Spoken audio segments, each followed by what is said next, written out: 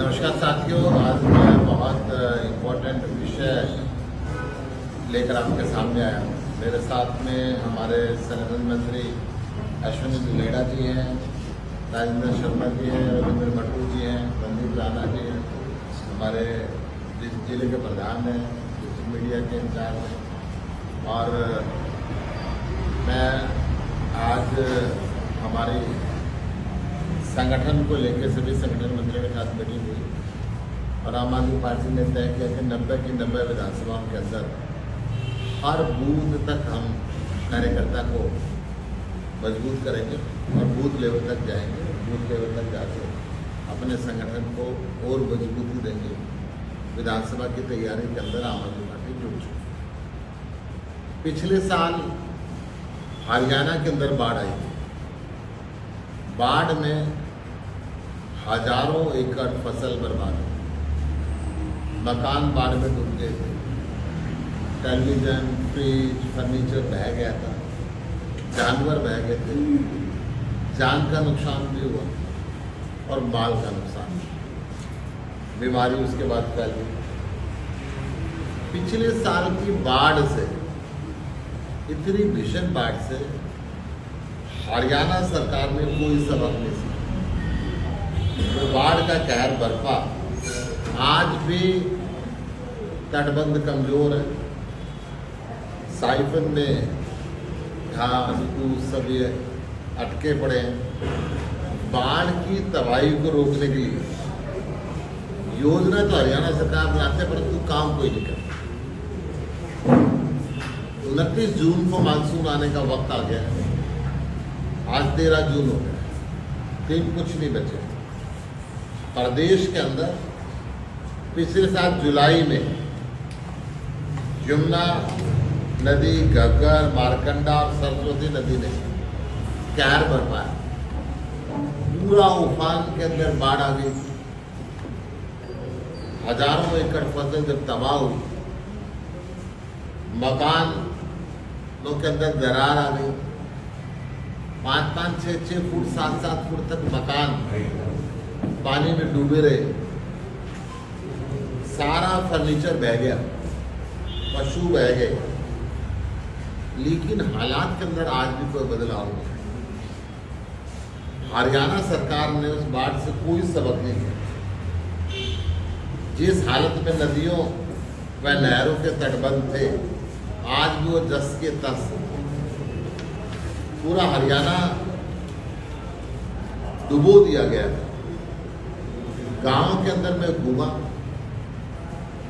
कुरुक्षेत्र लोकसभा का भी जब मैंने चुनाव लड़ा तो कई गांव में, तकरीबन हर गांव के अंदर मैं गया। ग्रामीणों का कहना था कि सरकार सिर्फ वायदे करती है, धरातल में काम नहीं करती। लोगों का कहना था कि पानी से होने वाली तबाही को रोकने के लिए कुछ किया जाता तो लोगों को आर्थिक नुकसान न झेलने पड़े। पानीपत के किसानों ने बताया कि यूपी सरकार हर साल स्टड्डों की मरम्मत करती, इसलिए यूपी की तरफ यमुना का कटाव नहीं होता। लेकिन हरियाणा में इस प्रकार के अच्छे प्रबंध हरियाणा सरकार नहीं करती। कैथल के ग्रामीणों का कहना था कि बाढ़ के बाद से किसी अधिकारी ने घर पर आकर तक नहीं देखा। जब मानसून सिर पे है, अब अधिकारी नदी पे आना शुरू करना चाहते हैं। इस लापरवाही के कारण सोनीपत, अंबाला, कैथल, यमुनानगर, फतेहाबाद के किसान इस बार फिर बड़ी बाढ़ की चपेट के अंदर आ सकते हैं।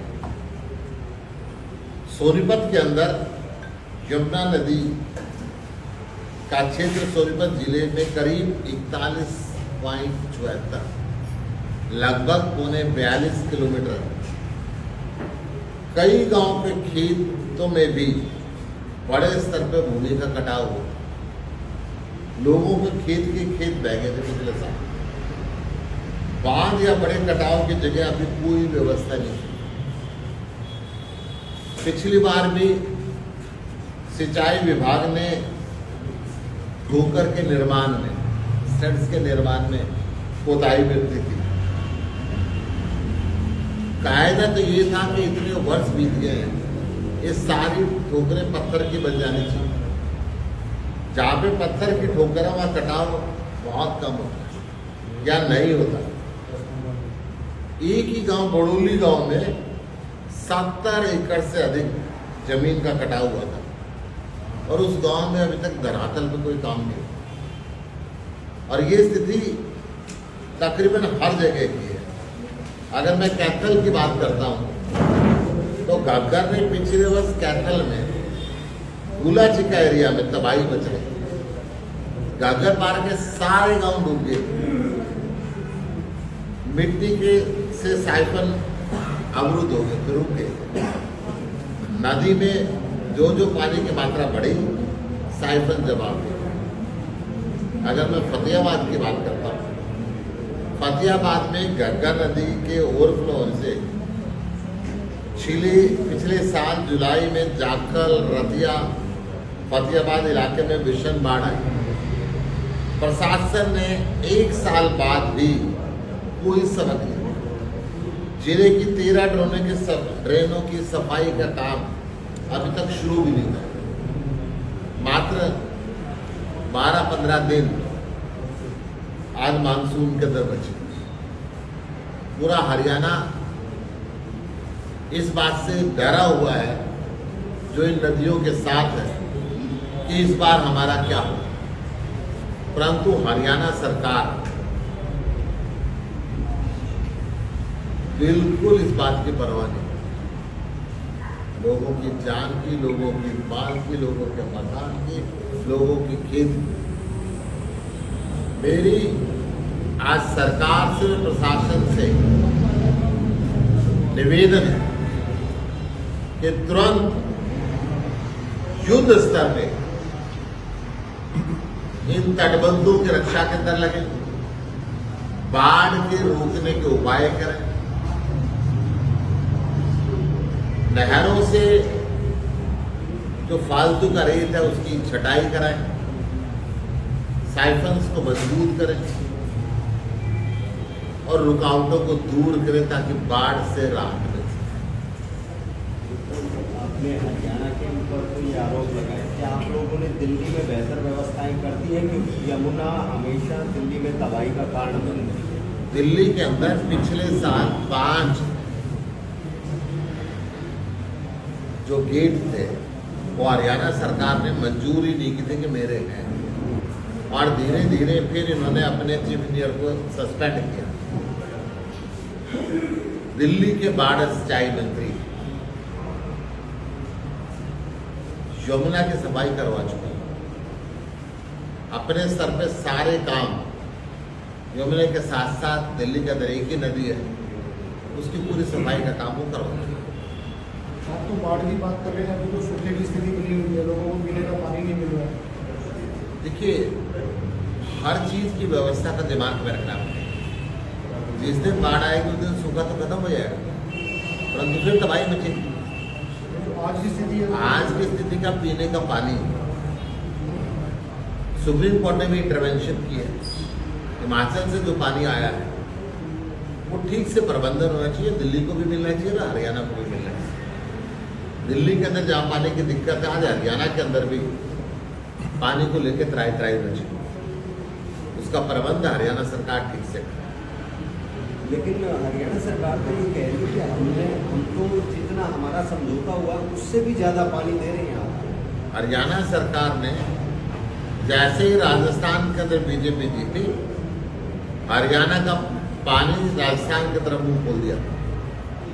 ये बात इनको अच्छी तरीके से याद है। जब हरियाणा के अंदर पहले ही पानी की दिक्कत है तो हरियाणा का हिस्से का पानी राजस्थान को क्यों नहीं? दिल्ली के हिस्से का वो दिल्ली को जा रहा है ना जी। दिल्ली के हिस्से का अगर पूरा पानी दिल्ली को जाता है तो उसके अंदर तकलीफ नहीं होती।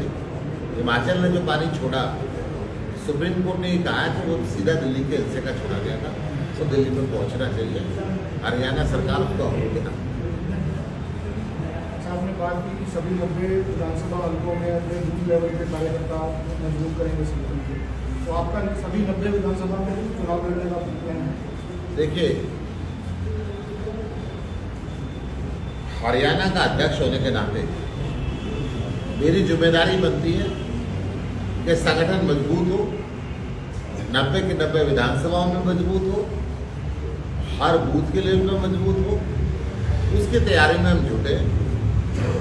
जहाँ तक अंतिम फैसला है वो अरविंद केजरीवाल जी करेंगे। आम आदमी पार्टी के राष्ट्रीय संयोजक एक झूठे केस के अंदर भारतीय जनता पार्टी ने उनको बंद करके रखा हुआ है, वो अंतिम निर्णय होगा। लेकिन भूपेंद्र हुड्डा तो कह रहे हैं कि वो अकेले ही लड़ेंगे चुनाव। वो पिछले बार भी कह रहे थे लोकसभा के लिए। कोई भी स्टेट यूनिट ये फैसला नहीं करती, ये राष्ट्रीय नेतृत्व का फैसला होता है।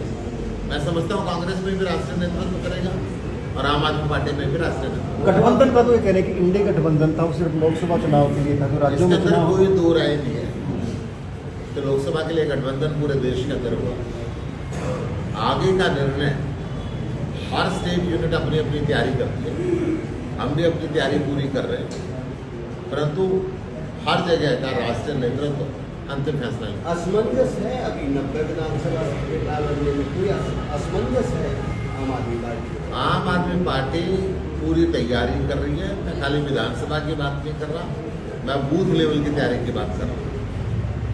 परंतु फिर भी क्योंकि हम एक अनुशासित सिपाही हैं, राष्ट्रीय नेतृत्व जो भी फैसला लेगा उसके साथ।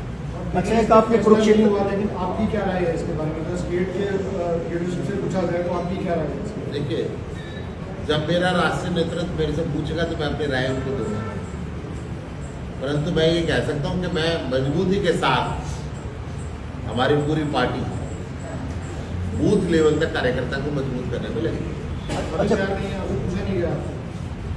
अभी तो मैंने बताया कि एक फर्जी केस को उनको बंद किया हुआ है।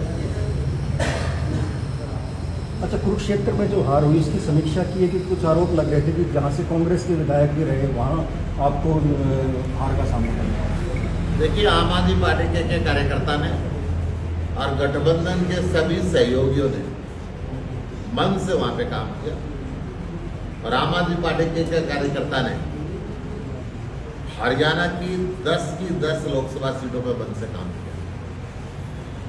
मैं इस बात को स्पष्ट तौर से स्वीकार करता हूँ। उस विषय में मैं अपना बयान दे चुका हूँ पहले।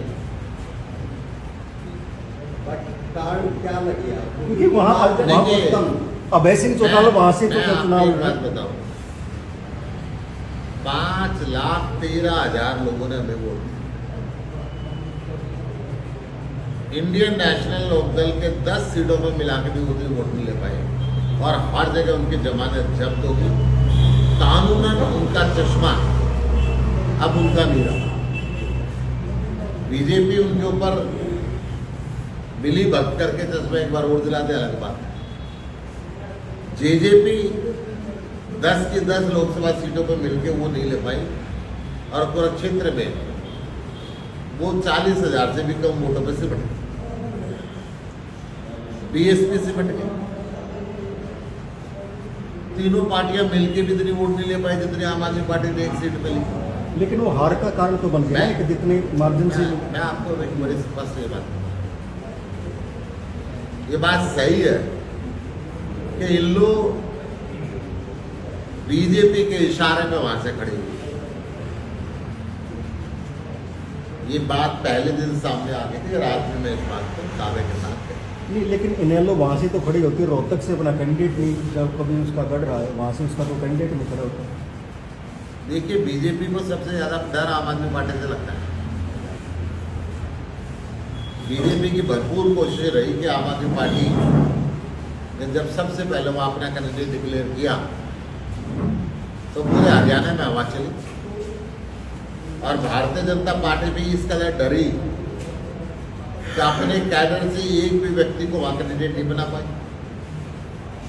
2 बार सांसद रहे, एक बार उसके पिताजी सांसद रहे। 25 साल से जिस व्यक्ति का नाता कांग्रेस में रहते उस लोकसभा में था, उस व्यक्ति को वहां से कैंडिडेट बनाने पर बीजेपी में। बीजेपी के और कांग्रेस के दोनों के नेता ये कहते हैं कि हरियाणा में इन्हीं दोनों पार्टियों के बीच में मुकाबला है और कोई मुकाबला नहीं, तो आप अपनी पार्टी को देखिए, कहाँ देखते हैं? कोई भी राजनीतिक दल है वो हमेशा अपने आप को मजबूत करता है।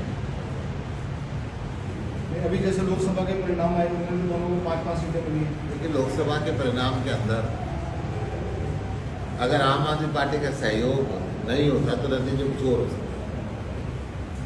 मतलब आप ये मानते हैं कि जो 5 सीट कांग्रेस की हुई है वो आम आदमी पार्टी की वजह से? मैं स्पष्ट तौर पे कहता हूँ कि आम आदमी पार्टी ने उस पर काम किया और आम आदमी पार्टी का भरपूर सहयोग इसके तरफ। आगे विधानसभा में कुछ अपना सीटें क्या- बहुत कम मार्जिन से जीती गई हैं। अगर आम आदमी पार्टी का सहयोग नहीं होता तो नतीजे कुछ और हो सकते। आगे विधानसभा में कहाँ देखते हैं आम आदमी पार्टी को? आम आदमी पार्टी 90 की 90 विधानसभाओं में अपनी तैयारी कर रही है। मैं कह चुका हूँ कि अंतिम फैसला हमारा राष्ट्रीय नेतृत्व करेगा। ठीक है। धन्यवाद।